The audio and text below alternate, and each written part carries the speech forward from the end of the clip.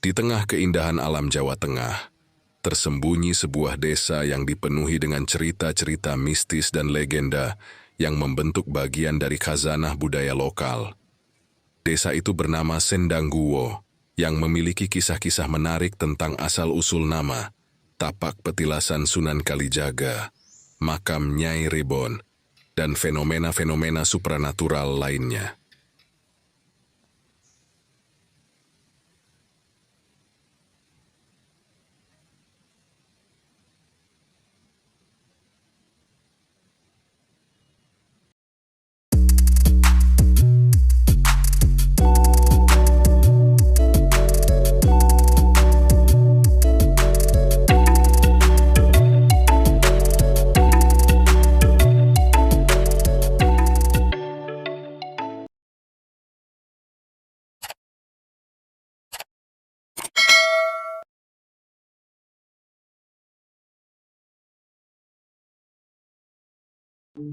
Selain Punden Lumpang Sendangguwo yang dipercaya sebagai petilasan Sunan Kalijaga, yang pernah diulas pada episode sebelumnya, di Sendangguwo ada situs lain, yang lokasinya juga berada di puncak bukit, dengan ketinggian 15 meter di atas permukaan laut.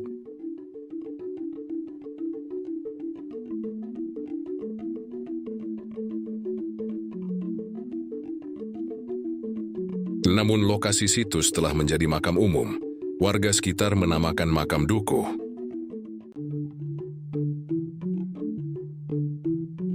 Di puncak bukit makam padukuhan, terdapat sebaran bata kuno, hasil pengukuran sampel fragmen bata kuno. Bata kuno tersebut berukuran kurang lebih 8 cm. Di puncak bukit ini terdapat 2 makam kuno yang dikeramatkan, namun salah satu makam sudah dirombak menjadi baru. Warga percaya makam tersebut merupakan makam tokoh cikal bakal Sendangguwo.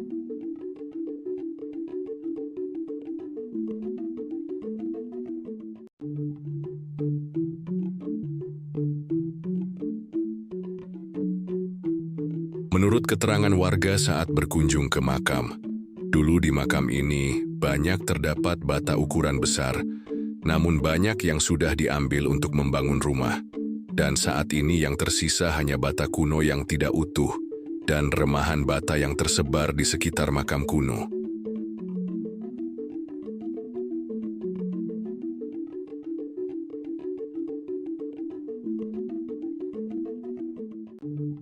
Menurut cerita, di makam ini dahulu bisa dikatakan sebuah kerajaan kecil.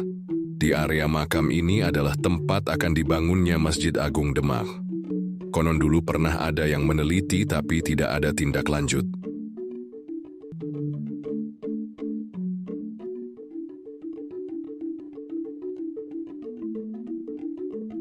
Ceritanya pembangunan masjid itu dilakukan secara gaib, layaknya kisah Bandung Bondowoso, membangun 1000 candi dalam semalam. Pembangunan Masjid Agung itu tidak terlaksana, lantaran terdengar suara orang sedang menyapu di tengah malam.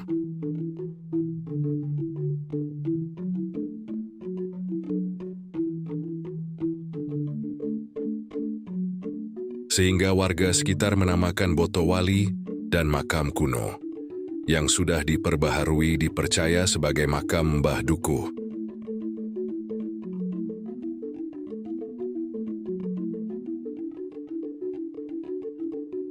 Dikarenakan yang tersisa hanya remah-remahan bata kuno, maka cukup sulit mengidentifikasi bangunan apa yang pernah berdiri di sini. Jika dilihat ukuran dan kekerasan batanya, jelas bata kuno di sini bukanlah peninggalan era kewalian, malah jauh lebih tua, yaitu era masa klasik, era di mana agama Hindu-Buddha berkembang.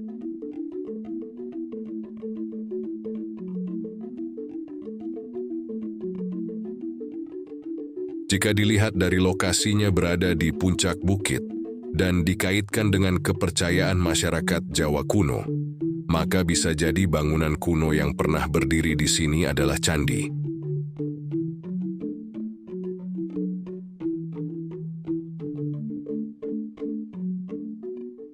Menurut kepercayaan masyarakat Jawa kuno, candi Hindu dibangun di tempat tinggi karena kepercayaan bahwa tempat tinggi adalah suci dan tempat bersemayamnya roh leluhur.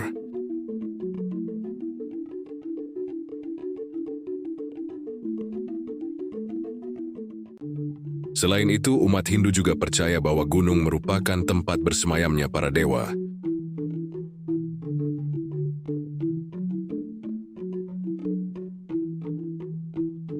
Candi dibangun di tempat tinggi untuk memaksimalkan saat beribadah dan juga untuk mempererat hubungan antara manusia dengan dewa.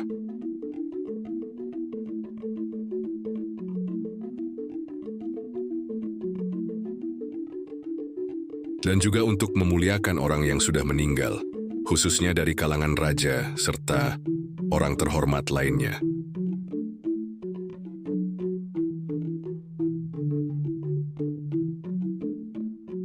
Sehingga yang mendekati uraian tersebut adalah bangunan kuno.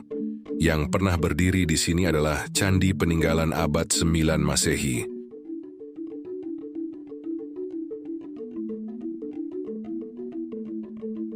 Kenapa candi di sini dibangun menggunakan material bata merah, tidak menggunakan batu andesit? Karena memang di sini untuk mendapatkan batu andesit lebih susah dibanding bata merah. Kondisi dan kontur tanah juga mempengaruhi bahan penyusun candi.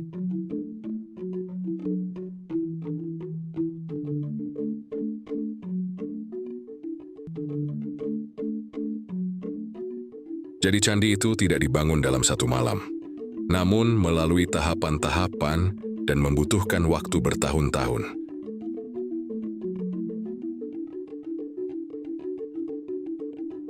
Candi biasanya dibangun atas perintah dari seorang tokoh yang terpandang atau seorang raja. Seseorang yang memiliki keinginan untuk membangun candi disebut Yajamana.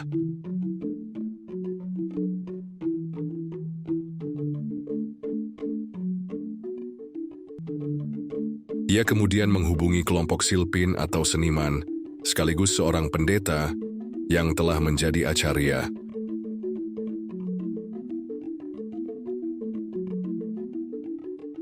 Menurut kitab Nanasara, Silpa Sastra, kitab pedoman membangun candi, kelompok silpin dibagi menjadi beberapa bagian, yaitu stapati, sang arsitek perencana, yang berperan penting dalam pelaksanaan pembangunan. Sutragrahin ialah insinyur sipil atau ahli teknik sipil yang menjadi pemimpin umum. Taksaka atau pemahat candi, dan Fardakin atau pengukir ornamen candi.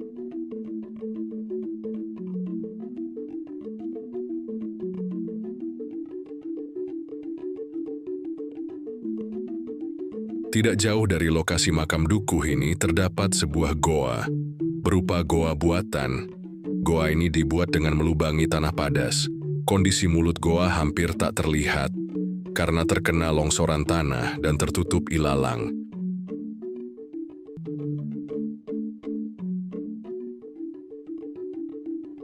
Dikarenakan mulut goa kecil, untuk masuk ke dalam goa harus menunduk, sedangkan ruangan di dalam goa cukup luas bisa untuk menampung 10 orang lebih. Di dinding goa terdapat rembesan air. Kadang air tersebut diambil untuk pengobatan.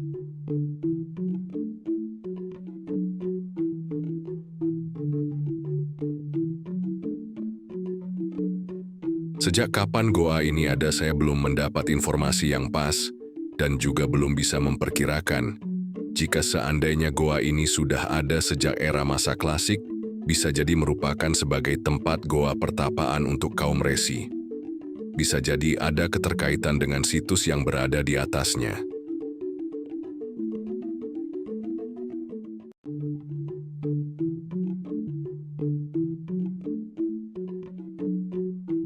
Bisa juga goa ini sebagai tempat singgah sementara atau goa persembunyian para pejuang di era kolonial.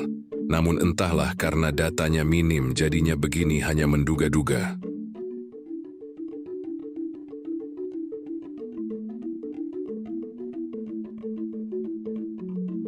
Tidak jauh dari goa ini juga terdapat sumber mata air atau sendang. Namun di era kolonial sendang tersebut ditutup dan dibentuk menyerupai sumur yang besar.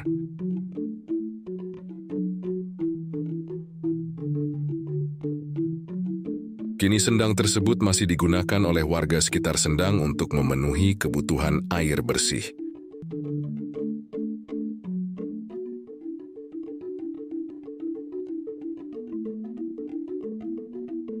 Asal-usul nama Sendangguo diambil dari kedua tempat ini. Sendangguo sendiri berasal dari kata sendang dan guo. Sendang berarti sumber mata air, sementara guo adalah bahasa Jawa untuk gua. Liang, lubang besar, pada kaki gunung dan sebagainya, yang bisa dimasuki manusia.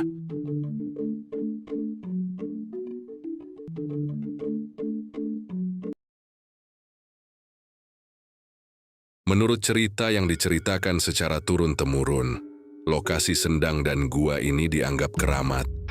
Dahulu kala, masyarakat enggan mengambil air dari sendang setelah waktu maghrib, karena takut akan mendatangkan masalah atau mengalami hal-hal gaib yang tidak diinginkan. Salah satu kisah terkenal dari Sendang Guo adalah tentang gamelan gaib yang berada di dalam gua.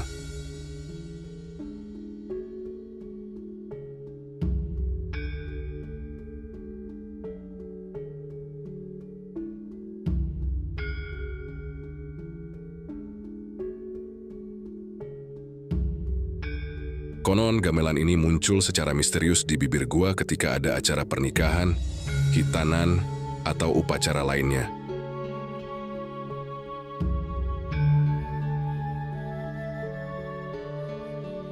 Orang yang membutuhkan gamelan tersebut dapat mengambilnya dari gua untuk digunakan dalam acara mereka. Legenda-legenda seperti ini tidak hanya menjadi bagian dari cerita rakyat, tetapi juga memengaruhi kehidupan seni dan budaya masyarakat setempat.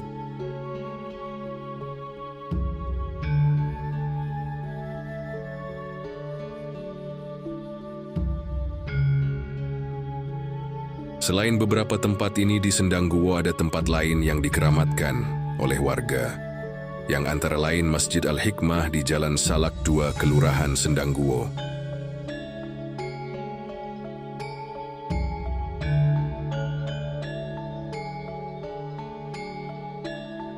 Masjid bercat biru dengan pagar besi stainless itu berdiri megah di tengah kampung. Namun ternyata ada sebuah yoni yang terkubur di lantai masjid ini.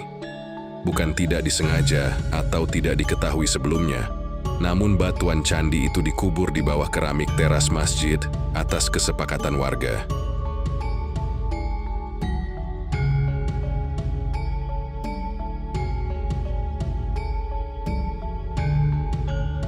Yoni ini dinamakan Mbah Watu Mele.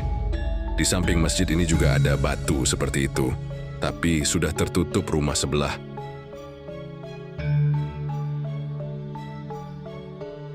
Tempat selanjutnya adalah Sentono Agung. Berdasarkan cerita, Sentono Agung diperkirakan sudah ada semenjak zaman Kerajaan Majapahit. Hal itu ditandai diketemukannya pohon maja atau mojo di area makam. Selain pohon maja juga terdapat pohon kesambi dan pohon jati langgar. Namun hal ini belum bisa dipastikan kebenarannya. Dikisahkan bahwa tokoh pada makam-makam tersebut dulunya adalah prajurit dari Kerajaan Majapahit yang diislamkan.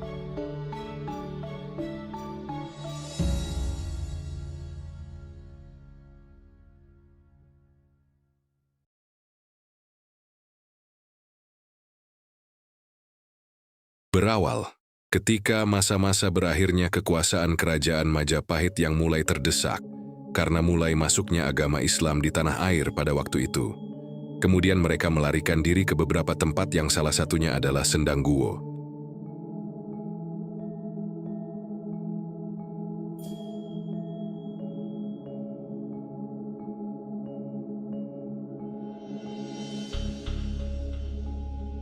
Mereka pun hidup dan tinggal di sana, hingga pada akhirnya prajurit tersebut berguru pada Sunan Kalijaga dan menjadi murid Sunan Kalijaga. Dan adanya pohon maja sendiri ditanam karena sebagai simbolis atau tanda bahwa dulunya tokoh yang berperan penting saat itu mereka adalah orang-orang yang berasal dari Majapahit.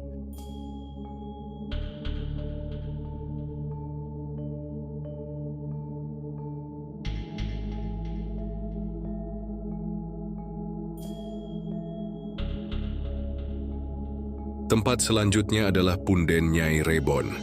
Bahwasanya asal kata Rebon didapat karena orang tersebut berasal dari Cirebon. Nama asli dari Nyi Rebon sendiri adalah Khoirun Nisa, yang artinya seorang perempuan yang solehah.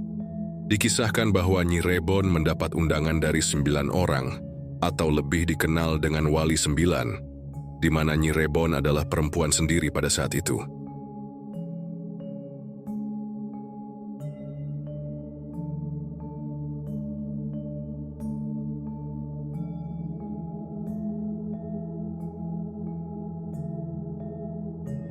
Kemudian Nyi Rebon datang atas undangan tersebut. Sesampainya di tempat undangan, Nyi Rebon melihat banyak harimau dari jarak 50 meter. Karena melihat hal tersebut, beliau duduk dan membaca istighfar 3 kali, hingga mereka berubah menjadi wujud manusia. Setelah mereka berubah menjadi manusia, Nyi Rebon mendekat dan menuju lokasi rapat.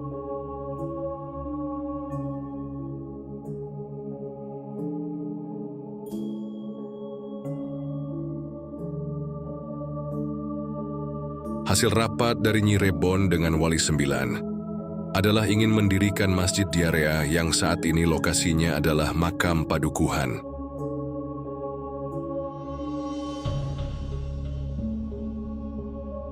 Pembangunan menggunakan batu besar dan kayu jati dari pohon yang ada di sekitarnya. Sebelum masjid berdiri, ternyata ada salah satu warga yang mau mengambil air di area tersebut, tepatnya di sebelah timur makam Nyi Rebon. Warga tersebut mengetahui hal ingin mendirikan masjid tersebut, mengetahui istilah Jawanya konangan, yang pada akhirnya masjid gagal didirikan.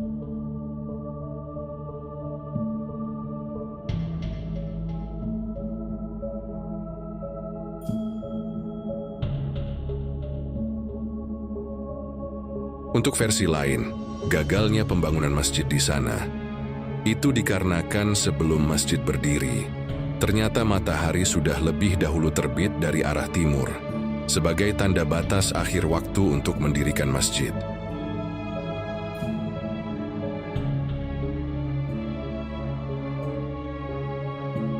Pada akhirnya 9 orang yang lebih dikenal Wali 9 ini pergi ke Demak untuk mendirikan masjid di sana, yang sampai sekarang dikenal dengan nama Masjid Agung Demak. Sedangkan Nyi Rebon sendiri ditinggal untuk menjaga dukuh tersebut, sehingga area makam Nyi Rebon tersebut dinamakan Dukuh.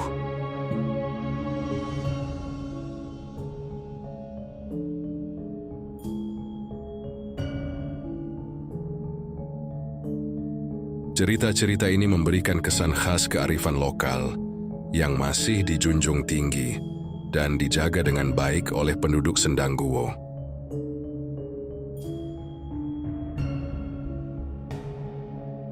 Untuk menghargai warisan budaya dan melestarikan tradisi, setiap malam Jumat diadakan pengajian khusus untuk pria di dekat Punden atau tempat suci di desa ini. Ini adalah salah satu cara bagi masyarakat untuk menghormati dan merawat tempat-tempat yang dianggap memiliki nilai historis dan spiritual.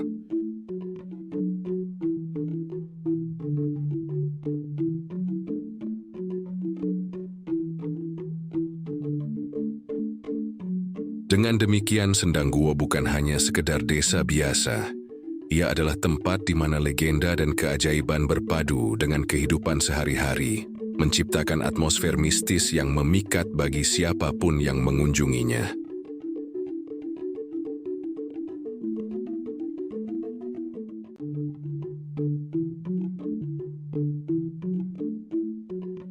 Keberadaannya tidak hanya memperkaya budaya lokal, tetapi juga memberikan kesempatan bagi kita untuk merenungkan keajaiban alam dan warisan budaya yang berharga.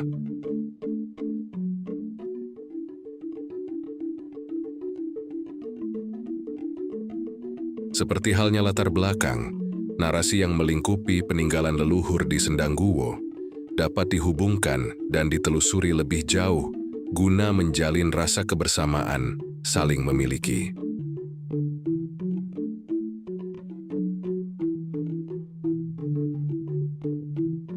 Tidak bisa tidak, budaya akan luntur, tergerus zaman, apabila tidak ada pengejawantahan nilai-nilai di dalamnya. Budaya pun dapat diterjemahkan ke dalam bentuk alegori yang kemudian menjadi tali pemersatu yang mengulurkan nilai-nilai budaya seperti tata krama, gotong royong, persatuan dalam keberagaman, dan sebagainya.